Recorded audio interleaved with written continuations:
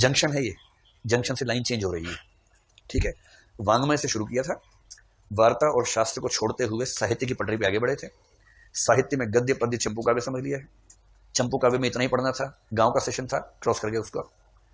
पद्य और गद्य दो बड़े मामले हैं। अब इस जंक्शन से एक रास्ता पद्य का जा रहा है जो लंबा रास्ता है, और एक गद्य का जा रहा है। हम कौन से पे चल रहे हैं? गद्य पर। पद्य पर लौट के आएंगे, उसके बाद विस्तार में पढ़ेंगे। तो गद्य वह साहित्य है जिसकी भाषा व्याकरण के नियमों से बंधी होती है, अर्थात जिसमें लय नहीं होती है, ठीक है। गद्य कई प्रकार का हो सकता है।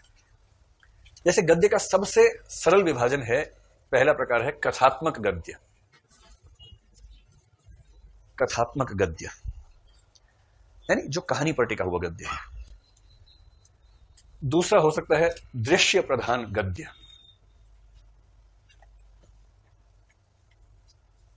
दृश्य प्रधान गद्य। और तीसरा हो सकता है विचार प्रधान गद्य। विचार प्रधान। और जो इन तीनों में न समा पाए उसके लिए है अन्य विधाएं।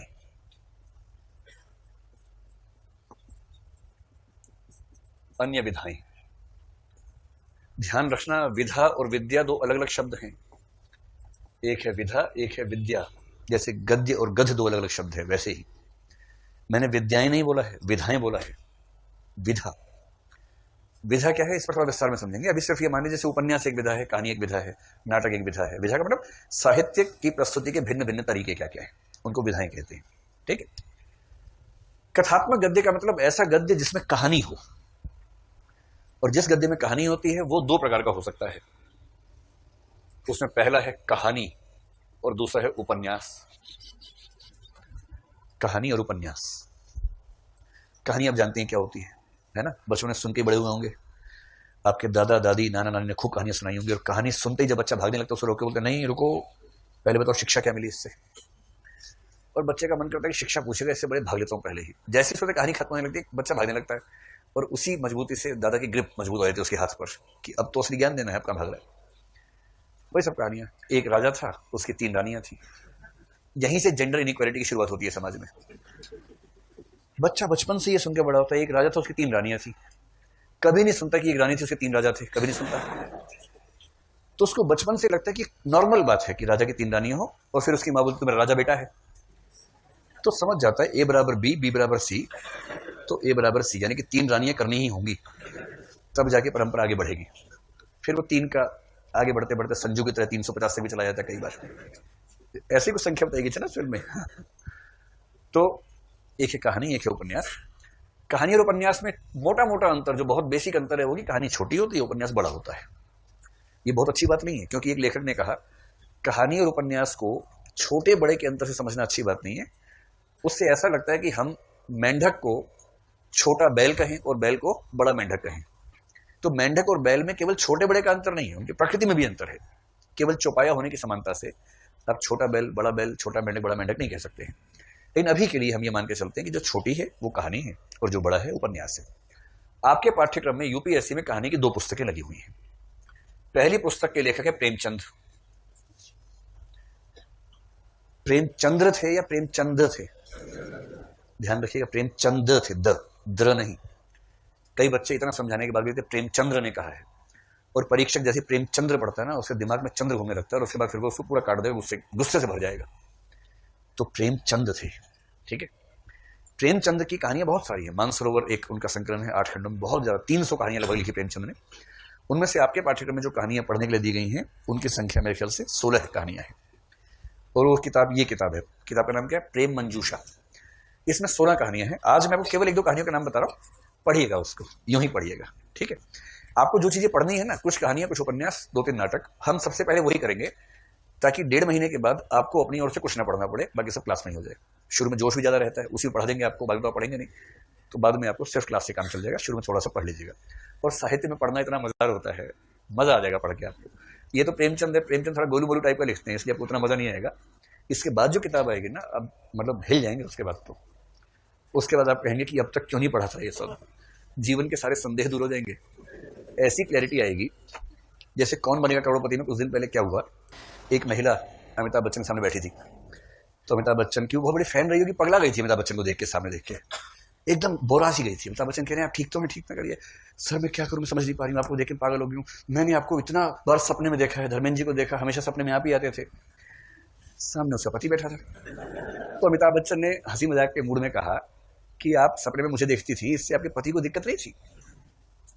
तो उसने बहुत भोलेपन से एक वाक्य कहा, उसने कहा नहीं सर, आप किसी भी औरत से पूछ लीजिए, सपने में पति किसी को नहीं आता है। और इतने भोलेपन से इतनी गहरी बात कह दी, बात मेरे ख्याल सही भी है। किसी को पति सपने में क्यों आएगा, या पत्नी ही सपने में क्यों आएगी किसी को? वो तो जीवन का सच है ही। और सपना आमतौर पे होता है जो जीवन में उपलब्ध नहीं है उसको लेके कल्पनाएं होती हैं, सपने इसलिए होते हैं। बस सपनों की एक व्याख्या ये है कि वो जो जीवन में उपलब्ध नहीं हो पाया उसकी कल्पनाएं सपनों के रूप में मन में आती हैं। ड्रीम इंटरप्रिटेशन के बहुत सारे तरीके हैं, उसमें से एक तरीका ये है, सिगमंड फ्रॉइड का तरीका ये है। बहुत भोलेपन से बोल दिया उसने, और उसके बाद सन्नाटा छा गया उस सभा में। सब पुरुषों ने घूर के देखा पत्नी को। अब क्या करें, सच झेलना मजाक छोड़ना है। इसके बाद की जो पुस्तक है ना, वो ऐसे सचों से भरी हुई है। उसको पढ़ने के बाद आपको खुद को लेकर जितनी गलतफहमियां सब दूर हो जाएंगी, एकदम दूर हो जाएंगी, और जिंदगी बहुत आसान हो जाएगी। उसके बाद आप समझ जाएंगे कि जितनी ऊट पटांग बातें दिमाग में बैठी थी, जिनकी वजह से खुद को कोसते रहते थे, बड़ी सामान्य बातें हैं। खैर वो सस्पेंस से बाद में बताएंगे। अभी आप इस किताब में केवल एक दो गोलू गोलू कहानियां बता रहा हूं, क्योंकि अभी आप लोग गोलू अवस्था में हैं, नए नए बच्चे हैं। तो एक कहानी आप पढ़ लीजिएगा इसमें से, बूढ़ी काकी, और एक पढ़ लीजिएगा ईदगाह। ठीक है, ईदगाह। ईदगाह में बहुत सारे वर्णन समझ में नहीं आएंगे, छोड़ते चलिएगा, बस सेंस समझ में आ जाए, है ना। जो कहानियां मैंने कही अगर पढ़ना आपका मन में होगा ना, किताब नहीं भी मिलेगी तो गूगल पे लिखना ईदगाह, और किसी ना किसी साइट पे ईदगाह पूरी सामने आ जाएगी। फोन पे पढ़ लीजिएगा, है ना, फोन तो लगातार देखते ही हैं, तो फोन पे पढ़ लीजिए कभी कभी, उसका अच्छा प्रयोग भी कर सकते हैं। तो प्रेमचंद की सर्वश्रेष्ठ कहानियां पहली पुस्तक है, और दूसरी पुस्तक का नाम है एक दुनिया समानांतर। यही किताब आपके जीवन में टर्निंग पॉइंट साबित हो सकती है। अगर ये किताब आपके पास हो और आपका मन ना माने, मेरे इतने वर्णन के बाद बेचैनी बढ़ जाए, तो इसमें से एक कहानी पढ़ लीजिएगा, यही सच है। इस कहानी पर फिल्म बनी रजनीगंधा नाम की, तो रोचक कहानी पढ़िएगा। तो कहानी समझ में आ गया। पहली विधा है कहानी, उसमें दो पुस्तकें पढ़नी है। पहली पुस्तक आपको खरीदनी है आज ही। एक दुनिया समानांतर भी खरीद सकते हैं, पढ़ना है ही आपको वो भी। उस पुस्तक के संपादक है राजेंद्र यादव। बस ध्यान रखिएगा, टेक्स्ट बुक लेनी है, समीक्षा की पुस्तक नहीं। उसमें कहानियां होनी चाहिए, बस आप देखिएगा, शुरू में भूमिका है, उसके बाद कहानियां हैं। अगर वो है तो ले लीजिएगा। अगर आप कहेंगे तो मैं ये कर सकता हूँ कि जो 8-10 किताबें हैं उसकी लिस्ट कल आपको दे दूंगा, और जो बुक शॉप वाले उनको बोल दूंगा कि वो सारा सेट मंगवा के सेट बना के रख लें, और आप लोग सब वहां से जब हो जाए सब। पर अभी एक किताब आप ले लीजिए, प्रेमचंद प्रेम मंजूषा। ठीक है। उपन्यास कहानी से बड़े आकार का होता है, कहते हैं कि वो पूरे सामाजिक जीवन को समेट लेता है। उपन्यास आपके पाठ्यक्रम में 4 हैं, और जिस क्रम में हम पढ़ेंगे मैं उसी क्रम में आपको बता रहा हूं। पहला उपन्यास है महाभोज। महाभोज की लेखिका है मन्नू भंडारी, और यही उस कहानी की भी लेखिका है जो मैंने भी जिक्र किया, यही सच है। महाभोज के बाद नंबर 2 पर हम जो उपन्यास पढ़ेंगे उसका नाम है दिव्या। आप अभी से इस क्रम में पढ़ना शुरू कर देंगे, जैसे जैसे होता जाए आगे बढ़ते जाइए। दिव्या की भाषा थोड़ी सी मुश्किल है, पढ़ने में दिक्कत आएगी, तो मैं इसकी पूरी कहानी क्लास में सुनाऊंगा आप लोगों को, उसके बाद पढ़ेंगे तो भी चल जाएगा। दिव्या के बाद हिंदी का सबसे प्रसिद्ध उपन्यास है गोदान। इसका नाम सुना होगा आपने जरूर। इसके लेखक कौन है? प्रेमचंद। ठीक है। और गोदान के बाद चौथा उपन्यास है मेला आंचल। इसके लेखक कौन है?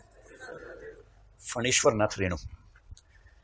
इसकी जो भाषा है वो बिहार की भाषा है, आंचलिक भाषा है। तो जो लोग बिहार के हैं वो तो पढ़ेंगे तो डूब ही जाएंगे, उनको तो निकालना मुश्किल होता है बाद में बाहर, ऐसा डूबते हैं। मैं जो भी काम करता हूं डूब के करता हूं। एक दिन मैंने कुआं खोदा, तो फिर उनको निकालना मुश्किल हो जाता है, क्योंकि डूब ही जाते हैं। और जो बाहर के हैं वो बेचारे डूब ही नहीं पाते, डुबकी नहीं मार पा रहे, मुंडी घुसाई फिर बाहर निकल गए, क्योंकि हो ही नहीं पा रहा। जैसे मैं हरियाणा का रहने वाला हूँ, अब तो मैं दिल्ली में रहता हूँ। जब पहली बार मैंने एमए के दौरान पढ़ा मेला आंचल, मुझे 5-6 अटेम्प्ट लेने पड़े, 6ठे अटेम्प्ट में जाके पढ़ पाया उसको। पहला ही पेज समझ नहीं आता था। लोबिन लाल ने कुएं की बाल्टी खोली, गांव में यह बात फैल गई है, मिलिट्री आई है, बहरूची ऐसा गिरफ्त कर लिया है। समझ नहीं है क्या हो गया, किसको, कौन सा गांव, कहाँ क्या हुआ, समझ नहीं आता है। लेकिन अगर आपने एक बार पढ़ लिया तो फिर आप पाएंगे कि वैसा उपन्यास कोई है नहीं। जैसे लाहौर के बारे में कहते हैं, जिन लाहौर नहीं देखा वो जन्मा ही नहीं। जिसने लाहौर नहीं देखा वो पैदा ही नहीं हुआ। लाहौर देखे बिना कैसे कोई पैदा हो सकता है? ऐसे ही जिसने मेला आंचल नहीं पढ़ा उसने हिंदी साहित्य का रस नहीं लिया। लेकिन हाँ, शुरू में दिक्कत आएगी, तो इसका तरीका यह कि मैं इसकी पूरी कहानी क्लास में सुना दूंगा आपको, उसके बाद पढ़ेंगे तो चीज थोड़ी सी आसान लगेंगी, तो हो जाएगा। दृश्य प्रधान गद्य का मतलब होता है नाटक। कभी नाटक किया आप लोगों ने? मंच पर शायद ना भी किया हो, वैसे तो किया ही होगा। पेरेंट्स के सामने मासूम बनने का नाटक। पेरेंट्स से पूछा किससे बात कर रहे थे? नहीं पापा कोई। किससे? कौन कौन बात कर रहा था? वो जो अभिनय कला है उस समय की, वो है नाटक। तो नाटक वो रचना है जो है तो कथा प्रधान, कहानी उसमें भी है, पर उसको मंच पर खेला जाता है, मंच पर अभिनीत किया जाता है। आपके पाठ्यक्रम में 3 नाटक है। पहले का नाम है भारत दुर्दशा। भारत दुर्दशा के लेखक कौन है बताइए? भारतेंदु हरिश्चंद्र। हरिश्चंद्र नाम था, भारतेंदु इनको उपाधि बाद में कुछ लोगों ने दी सम्मान के रूप में। दूसरा नाटक जो है वो एक व्यक्ति हुए हिंदी साहित्य में, जयशंकर प्रसाद। उनकी रचनाएं पढ़ के बच्चे घबरा जाते हैं क्योंकि थोड़ा सा ज्ञान का आतंक उसमें दिखता है, पर कोई बात नहीं, आप डरिएगा मत, हम लोग मिलकर उसको मैनेज कर लेंगे। सब थोड़ी सी बोझिल रचना आपको लगेगी, लेकिन हाँ मैनेज हो जाएगा। उसके बाद तीसरी रचना जो पढ़ के आप कम से कम एक बाल्टी आंसू बहाएंगे। कहते हैं कि लड़कियां ज्यादा रोती हैं, लड़के कम रोते हैं, सामाजिक परवरिश की वजह से ऐसा होता है। तो आप सबकी एक बाल्टी पक्की, आपका एक गिलास पक्का है उसके बाद कम से कम। उस नाटक का नाम है आषाढ़ का एक दिन। इसके लेखक आप जानते हैं कौन है? मोहन राकेश। हाँ, मोहन राकेश। इसकी जो नायिका है, हीरोइन, उसका नाम मल्लिका। उसकी कहानी पढ़ के हर लड़के को लगता है काश मैं उस जमाने में होता, मैं उससे ब्याह कर लेता और उसकी जिंदगी को ठीक बनाता। और जिस व्यक्ति से नफरत हो जाती है उसका नाम है कालिदास। ये वही कालिदास है, महान कालिदास। उसी को नायक बना के नाटक की रचना की गई है। हालांकि मोहन राकेश ने यह कहा कि ऐतिहासिक कालिदास और मेरा कालिदास एक नहीं है, आप उनको एक मान सकते हैं, पर ऐतिहासिक कालिदास के जीवन में जो जो तथ्य थे उन तथ्यों को वैसा का वैसा रखा है इस नाटक में, और बहुत मजेदार है, आप पढ़िए, बड़ा मजा आएगा। कालिदास के इतिहास में यह नहीं मिलता कि उसने किसी से इश्क किया था, प्रेम किया था। यह मिलता है कि शादी हुई थी, गुप्त साम्राज्य की एक बेटी से शादी हुई थी और कश्मीर दहेज में मिला था, कश्मीर का राजा बन गया था कालिदास। पर जिस आदमी ने इतने अच्छे नाटक लिखे, अभिज्ञान शकुंतलम है, मेघदूत तो गजब नाटक है। इतना गहरा विरह, विरह समझते हैं आप लोग? विरह का मतलब वियोग, कि नायक नायिका दूर है एक दूसरे से और बेचैन है एक दूसरे से मिलने के लिए।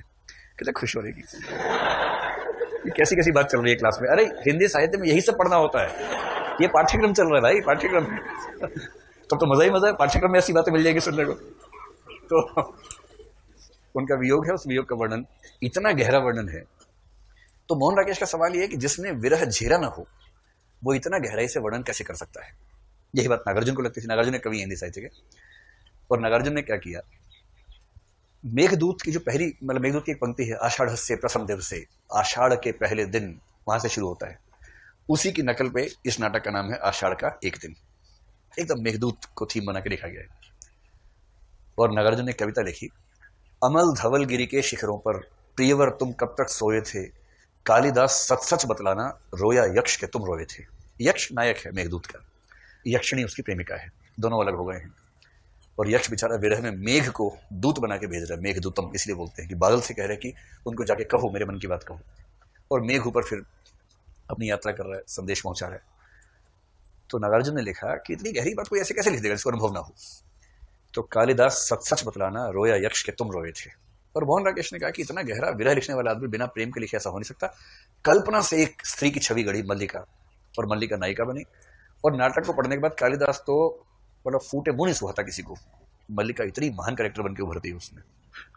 तो जोरदार नाटक है। और मजे की बात, वो मोहन राकेश का पहला नाटक है, पहली रचना इतनी महान लिखी है। कुछ लोग पहली रचना में कमाल करते हैं, कुछ आखिरी में करते हैं। प्रेमचंद का आखिरी उपन्यास गोदान है, रेणु का पहला उपन्यास मैलांचल है, मोहन राकेश का पहला नाटक आषाढ़ का एक दिन है। ये इनका कमाल है। तो ये रचना आप पढ़ेंगे। विचार प्रधान गद्य का मतलब जिसमें चिंतन है, कहानी नहीं है, रंगमंच नहीं है, दृश्य नहीं, स्टेज नहीं, लाइट्स नहीं, साउंड्स नहीं। इसमें दो चीजें आती हैं, एक होता है निबंध और एक है आलोचना। आलोचना के लिए दो शब्द और चलते हैं, एक है समीक्षा, एक है समालोचना। इन तीनों का एकदम एक ही मतलब है हिंदी साहित्य में, कोई अंतर नहीं है। आलोचना शब्द का सामान्य जीवन में क्या मतलब होता है? वह तुम्हारी आलोचना कर रहा था, बुराई, निंदा। पर साहित्य में आलोचना का मतलब है समीक्षा। आलोचक यानी समीक्षक। तो आलोचना का मतलब बड़ा सरल सा है, साहित्यिक रचनाओं के बारे में, उनमें गुण कितना है, दोष कितना है, कितनी चीजें ठीक है, कितनी गलत है, ये सब विचार करना आलोचना है। ठीक है। जैसे आपने एक उपन्यास पढ़ा दिव्या, अब दिव्या के बारे में यदि किसी समीक्षक ने लिखा कि दिव्या में ये कमियां हैं, ये अच्छाइयां हैं, तो ये क्या हो गई? आलोचना हो गई, समीक्षा हो गई। तो समीक्षा का मतलब क्रिटिसिज्म। जैसे आप कहते हैं ना, फिल्म समीक्षा पढ़ ली हमने, फिल्म की समीक्षा पढ़ी और अच्छी समीक्षा नहीं आई, 2 ही सितारे मिले तो मैं देखने नहीं जाऊंगा या नहीं जाऊंगी, वो समीक्षा है।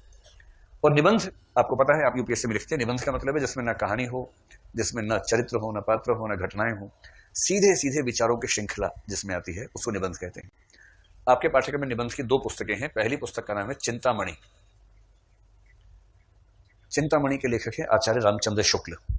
रामचंद्र शुक्ल हिंदी साहित्य के जेम्स बॉन्ड हैं। जैसे उनका नाम बोलते हैं ना, मेरे मन के अंदर आवाजें आती है, कुछ ठन ठन इस तरह की आवाज, ठाए ठाए ठाए इस तरह की आवाज बैकग्राउंड में आती है, क्योंकि रामचंद्र शुक्ल का नाम आ गया है। तो जब भी बोलूं शुक्ल जी, मनी मन में 3 तोपों का सम्मान देना है उनको, 3 तोपें दिमाग के अंदर चलनी चाहिए, ये शुक्ल जी का नाम आ गया है। ठीक है। हिंदी समीक्षा में, हिंदी निबंध में वो जेम्स बॉन्ड है। हिंदी की समीक्षा में जो सिद्धांत उन्होंने दिए, बाकी सब समीक्षक उसके पक्ष विपक्ष में झगड़ा करते रहे आज तक। हालत ये हो गई कि हिंदी साहित्य का इतिहास जब उन्होंने लिखा, उसकी 20 किताबों के बाद एक आदमी ने क्या लिखा? हिंदी साहित्य का दूसरा इतिहास, बच्चन सिंह। और भूमिका में क्या लिखा? आज तक एक ही साहित्य का इतिहास लिखा गया, शुक्ल जी वाला। बाकी सबने या उसका समर्थन किया या विरोध किया, मौलिक लिखा ही नहीं। मैं मौलिक लिख रहा हूं, इसलिए दूसरा इतिहास है। और बाकी लोगों ने कहा कि मौलिक के चक्कर में इतना दूर निकल गया कि काम की बात भी नहीं लिखी, वो भी दूसरा नहीं हो पाया।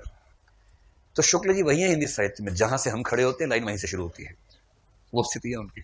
इतनी बार आएंगे कि आप थक जाएंगे इनके बारे में सुन सुन के, रामचंद्र शुक्ल। तो चिंतामणि में 2 निबंध आपको पढ़ने हैं। एक निबंध का नाम है श्रद्धा भक्ति और एक का नाम है कविता क्या है। पाठ्यक्रम में लिखा हुआ है, आप उसको देखिएगा, श्रद्धा भक्ति और कविता क्या है। और दूसरी एक पुस्तक है निबंध निलय, जिसके संपादक है डॉक्टर सत्येंद्र। उसमें आपको 7 निबंध पढ़ने हैं। अभी कुछ नहीं पढ़ना है, इसको बाद में पढ़ेंगे आराम से, लेकिन नाम बस नोट कर लें। निबंध निलय नाम की एक पुस्तक है, जिसमें से कुछ निबंध आपको पढ़ने हैं। आलोचना के लिए कुछ पढ़ना नहीं है, वो केवल पेपर 1 में जिक्र आता है, हम क्लास में जिक्र करेंगे। अन्य विधाएं आपके पाठ्यक्रम में पेपर 2 में नहीं आती हैं, पेपर 1 में कहीं कहीं आएंगी। आप केवल कुछ का नाम नोट कर लें। एक ग्रुप है जिसमें 2 आती हैं, आत्मकथा और जीवनी। तो बताइए इन दोनों में क्या अंतर होता है, आत्मकथा और जीवनी में? खुद लिखे तो, कोई और लिखे तो जीवनी। एक और अंतर है, आत्मकथा जीते जी ही लिखनी पड़ती है जीवनी मरने के बाद भी लिखी जा सकती है, लेकिन आत्मकथा मरने के बाद अब तक नहीं लिखी है कोई भी हमें मरने के बाद भूत बन के आया और उसके बाद आत्मकथा लिख के, ऐसा अब तक एग्जाम्पल है नहीं हमारे पास। असली अंतर है कि आत्मकथा में सब्जेक्टिविटी हावी हो जाती है, जीवनी में नहीं होती। अगर आपको अपनी कथा लिखनी हो, आप कुछ ना कुछ तो गायब करेंगे उस पर। सबकी जिंदगी में कुछ ना कुछ ऐसा मसाला जरूर है जो वो नहीं चाहते कि किसी को पता लगे। ये जो बत्तीसी निकल रही है, इसका मतलब है कि आप सब उसको समझ रहे हैं ना। तो आत्मकथा का लेखक अक्सर कुछ बातें गोल कर देता है, कुछ को मोल्ड कर देता है, कुछ में खुद को महान बनाने के चक्कर में थोड़ा बढ़ा चढ़ा के पेश कर देता है, तो ये खतरा रहता है। जीवनी लेखक अगर तटस्थ है तो भरोसा बनता है कि उसने सही वर्णन और मूल्यांकन किया होगा, इसलिए जीवनी पढ़ने में ज्यादा आपको सटीक वर्णन मिल जाते हैं। एक ग्रुप है संस्मरण और रेखा चित्र। संस्मरण का मतलब अपनी स्मृति के बेस पर कुछ लिखना, मरण पर ध्यान मत दीजिएगा, स्मरण पर ध्यान दीजिएगा। संस्मरण, सम्यक स्मरण, कुछ याद आ रहा है, पुरानी बात कुछ हुई थी आपके जीवन में, उस पर आपने लिखा। और रेखा चित्र कैरिकेचर का लिटरेरी फॉर्म है, जहां बहुत कम वर्णन करके आप कुछ चीज प्रस्तुत कर देते हैं वो। इसके अलावा एक है डायरी, जिसको दैनंदिनी भी कहते हैं। एक है पत्र साहित्य। पत्र तो सब सबको लिखते ही रहते हैं, पर हर पत्र साहित्य नहीं होता। अगर कोई पत्र ऐसा है जो पत्र पढ़ने लायक है, कुछ सीखने समझने लायक है, तो उसको हम साहित्य, जैसे नेहरू जी ने इंदिरा गांधी को पत्र लिखे थे, उनके साहित्यिक वो मूल्य है, वैल्यू है, तो पत्र साहित्य हुआ। एक है यात्रा वृत्तांत। आपने कोई यात्रा की और यात्रा के बारे में ऐसा लिखा कि उसको पढ़ के बाकी लोगों को वो स्थान ही नहीं, वो कल्चर, सोसाइटी सब महसूस होने लगा, तो यात्रा वृत्तांत है। एक होता है रिपोर्टिंग, कि आप कहीं गए, आपने रिपोर्ट लिखी अपने अखबार के लिए, लेकिन वो लिटरेरी तरीके से लिखी, केवल फैक्चुअल नहीं लिखा, उसको रिपोर्टाज कहते हैं। रिपोर्टाज, इसका मतलब लिटरेरी तरीके से, साहित्यिक तरीके से रिपोर्टिंग करना, किसी इवेंट की, घटना की, प्रसंग की, वो सब चीजें। ये सारा समूह मिला के हिंदी का गद्य साहित्य है। एक बार सिलेबस निकालिए, थोड़ा सा मैं आपको संकेत करता हूं कि हम लोग किस क्रम में पढ़ने वाले हैं। देखिए, प्रश्न पत्र 1 के 2 खंड हैं। खंड क है हिंदी भाषा और नागरी लिपि का इतिहास, देख पा रहे हैं बाईं और सबसे ऊपर। उसी में नीचे खंड ख हिंदी साहित्य का इतिहास। पेपर 2 में क्या है? खंड क पद्य साहित्य, खंड ख गद्य साहित्य। स्पष्ट हो गया यहां तक? हमें करना यह है, जो अब हम समझ पाएंगे, अब तक समझना मुश्किल था। जैसे कहानी पढ़ेंगे तो हिंदी कहानी का इतिहास भी तो है ना, भी कहानी कब से शुरू हुई, कौन लेखक कब आया, ट्रेंड्स क्या क्या चल रहे थे। ऐसे उपन्यास का भी इतिहास है, नाटक का भी इतिहास है, इन सब का भी इतिहास है। और उस पूरे इतिहास में से कुछ रचनाएं पेपर 2 में आपको पढ़नी है, जैसे प्रेमचंद की कहानी है एक दुनिया समानांतर। तो जल्दी से पहले पेपर 2 का सेकंड पार्ट गद्य साहित्य देखिए, पहचान पा रहे हैं यानी भारतेंदु भारत दुर्दशा क्या है, ये कहानी है, नाटक है ना। मोहन राकेश आषाढ़ का एक दिन, नाटक है। रामचंद्र शुक्ल चिंतामणि भाग्य एक निबंध है, निबंध मिले तो निबंध है ही, इसमें ये वाला निबंध पढ़ दें, इनका नाम सामने लिखा है रचनाकारों का। प्रेमचंद गोदान और प्रेमचंद की सर्वश्रेष्ठ कहानियां, गोदान उपन्यास हो गया, कहानियां हैं ही। प्रसाद स्कंदगुप्त ये क्या है, नाटक है। यशपाल का दिव्या उपन्यास है। फणीश्वरनाथ रेणु मेला आंचल उपन्यास है। मन्नू भंडारी महाभोज उपन्यास है। राजेंद्र यादव संपादक एक दुनिया समानांतर, सभी कहानियां, कहानी की पुस्तक है, हमने पहले मेंशन कर दिया। अब करेंगे क्या, पेपर 1 और 2 ये इतने अलग नहीं है कि हम इनको अलग पढ़ेंगे, हम इनको जोड़ के पढ़ेंगे ताकि समझ अच्छी बने। अब प्रश्न पत्र 1 का खंड ख देखिए, हिंदी साहित्य का इतिहास। टॉपिक नंबर 1 छोड़ दीजिए, 2 छोड़ दीजिए, तीसरे में आ जाइए। तीसरा है कथा साहित्य। देखिए गद्य की शुरुआत मोटे तौर पर 1850 के आसपास हुई। कविता की शुरुआत लगभग 7वीं 8वीं शताब्दी से ही हो गई थी। एक लंबे समय तक केवल कविताएं थी, गद्य बहुत नहीं के बराबर था। 1850 के बाद गद्य का ऐसा विस्फोट हुआ कि गद्य ज्यादा हो गए, कविताएं कम हो गई। तो गद्य का इतिहास मोटे तौर पर आधुनिक काल में ही शुरू होता है, 1850 के बाद शुरू होता है, ठीक है। अब गद्य में देखिए, नंबर 3 है कथा साहित्य, नंबर 4 क्या है, नाटक और रंगमंच, नंबर 5 आलोचना, नंबर 6 हिंदी गद्य की अन्य विधाएं। अब आप समझ पा रहे होंगे। अब नंबर 3 में देखिए, क उपन्यास और यथार्थवाद, ख हिंदी उपन्यासों का उद्भव और विकास, ग प्रमुख उपन्यासकार प्रेमचंद, जैनेन्द्र, यशपाल, रेणु और भीष्मसानी। अब ग के बाद क्या है, हिंदी कहानी का उद्भव और विकास, और फिर प्रमुख कहानीकार। अब हम क्या करेंगे देखिए, हम शुरुआत करेंगे कथा साहित्य के हिंदी कहानी वाले हिस्से से, पेपर 1 में। तो हम प्रश्न पत्र 1 खंड ख टॉपिक नंबर 3 का घ हिस्सा, हिंदी कहानी का इतिहास, वो पढ़ेंगे। कहानी के इतिहास में क्या करेंगे, हिंदी की पहली कहानी से लेकर आज तक जो कहानियां चल रही हैं उनके ट्रेंड्स को समझेंगे। और जब वो समझ जाएंगे, या तो उसके बाद या बीच में हिंदी कहानी के ट्रेंड्स में जैसे प्रेमचंद पर पहुंचेंगे, प्रेमचंद को समझेंगे, वहीं रुक के क्या करेंगे, प्रेमचंद की कहानी की पुस्तक को उठा लेंगे। फिर जब प्रेमचंद समझ में आ गए, फिर प्रेमचंद के बाद पढ़ना शुरू करेंगे। और जैसे ही पहुंचेंगे नई कहानी आंदोलन, नई कहानी आंदोलन को समझने के तुरंत बाद क्या करेंगे, एक दुनिया समानांतर उठा लेंगे, क्योंकि एक दुनिया समानांतर नई कहानी आंदोलन की ही एक पुस्तक है। इससे क्या होगा, पेपर 1 और 2 आपको अलग अलग नजर नहीं आएंगे, एक साथ नजर आएंगे। कहानी का हिस्सा 9 दिन में खत्म हो जाना चाहिए। जैसी कहानी खत्म होगी उपन्यास पर आ जाएंगे। फिर क्या करेंगे, इसी में पहला हिस्सा उपन्यास और यथार्थवाद, हिंदी उपन्यासों का उद्भव और विकास, ये पढ़ते हुए महाभोज, गोदान, दिव्या और मेलांचल। तो उपन्यास पेपर 1 में भी निपट गया, पेपर 2 में भी निपट गया। ऐसी पहले कहानी, फिर नाटक पेपर 1 पेपर 2। जब नाटक खत्म हो जाएगा, इतना हिस्सा 40 दिन में खत्म होगा लगभग। नाटक के बाद हम आलोचना और निबंध बाद में पढ़ेंगे, क्योंकि आलोचना तब पढ़नी चाहिए जब पूरा पाठ्यक्रम पढ़ चुके हो, उसके बाद पढ़ना चाहिए। उसके बाद हम आ जाएंगे पद्य वाले हिस्से में। और पद्य वाले हिस्से में कैसे आएंगे देखिए, पहला टॉपिक हिंदी साहित्य की प्रासंगिकता और महत्व तथा हिंदी साहित्य के इतिहास लेखन की परंपरा, तो अलग बात है। नंबर 2 हिंदी साहित्य के इतिहास के निम्नलिखित 4 कालों की साहित्यिक प्रवृत्तियां, आदिकाल, भक्तिकाल, रीतिकाल, आधुनिक काल, आधुनिक हिंदी कविता। अभी लिंक मैं नहीं बता रहा हूं, जैसे लिंक कहानी के साथ हमने यहां जोड़ा ना, ऐसे ही आदिकाल, भक्तिकाल, रीतिकाल का लिंक बनेगा पेपर 2 के पहले हिस्से के साथ। जैसे भक्तिकाल पढ़ेंगे तो पहले 4 कवि, कबीर, सूर, तुलसी, जयसी भक्तिकाल के कवि हैं। इधर भक्तिकाल पढ़ेंगे, साथ में 4 कवि पढ़ लेंगे।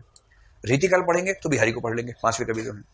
आधुनिक काल में अलग अलग धाराएं हैं, जिस धारा को लेंगे, छायावाद लेंगे तो प्रसाद निराला हो जाएंगे, नई कविता लेंगे तो अज्ञेय हो जाएंगे, प्रगतिवाद होगा तो मुक्तिवाद नागार्जुन हो जाएंगे, और उत्तर छायावाद में दिनकर और द्विवेदी युग में मैथिली गुप्त हो जाएंगे। क्या मैं आपको समझा पा रहा हूं कि हम कैसे पढ़ने वाले हैं? और ये तरीका पाठ्यक्रम को समझने का सबसे आसान, सबसे स्मूथ तरीका है। कोई दुविधा न रहे, पेपर्स का अंतर दिमाग में परेशान ना करे, एक साथ दोनों पेपर तैयार होकर चलेंगे और करीब 100 दिनों में आप इससे मुक्त हो जाएंगे। भाषा वाला खंड हम कभी भी पढ़ सकते हैं, लेकिन ज्यादा अच्छा है कि थोड़ा सा बाद में पढ़ें, जब आपके कंसेप्ट क्लियर हो जाए उसके बाद पढ़ें।